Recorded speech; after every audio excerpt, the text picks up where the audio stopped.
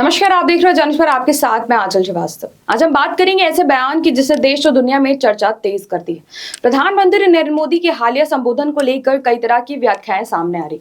सवाल उठ रहा है कि क्या आने वाले समय में कोई बड़ा संकट या महामारी दस्तक दे सकती है, या फिर ये सिर्फ वैश्विक परिस्थितियों को देखते हुए दी गई एक सामान्य चेतावनी है। प्रधानमंत्री मोदी ने अपने संबोधन में कहा है कि दुनिया में जो हालात युद्ध के कारण बने हैं उनका असर लंबे समय तक रह सकता है।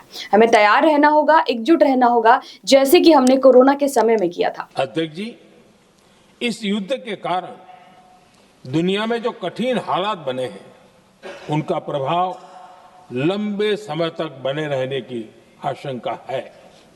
इसलिए हमें तैयार रहना होगा, हमें एकजुट रहना होगा।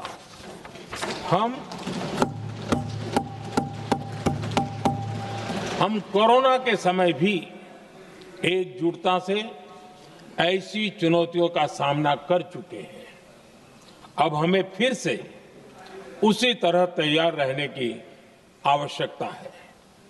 धीरज के साथ, संयम के साथ, शांत मन से हमें हर चुनौती का मुकाबला करना है।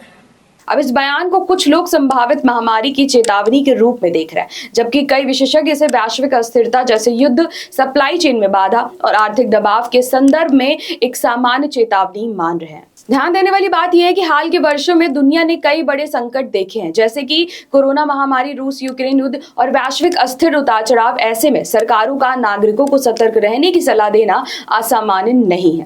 हालांकि सोशल मीडिया पर कुछ दावे भी तेजी से वायरल हो रहे हैं, जिनमें कहा जा रहा है कि 2026-27 में कोई नई महामारी फैलने की योजना है, लेकिन इन दावों की अभी तक किसी भी विश्वसनीय वैज्ञानिक या सरकारी स्रोत द्वारा पुष्टि नहीं की गई है। इसीलिए ऐसे संदेशों को बिना जांचे परखे सच मान लेना सही नहीं होगा। विशेषज्ञों का मानना है कि तैयार रहने का मतलब केवल बीमारी से नहीं, बल्कि हर तरह की आपात स्थिति से, चाहे वो स्वास्थ्य संकट हो, आर्थिक चुनौतियां हो या वैश्विक अस्थिरता हो। तो ऐसे में आम नागरिकों को क्या करना चाहिए? सबसे पहली बात, घबराने की कोई जरूरत नहीं है, बल्कि सतर्क रहने की जरूरत है। दूसरी बात, स्वास्थ्य के प्रति जागरूक रहें, अपनी इम्यूनिटी मजबूत रखें। तीसरा और बेहद महत्वपूर्ण बात, आर्थिक रूप से खुद को मजबूत बनाएं, क्योंकि किसी भी संकट में आर्थिक स्थिरता सबसे बड़ी ताकत होती है।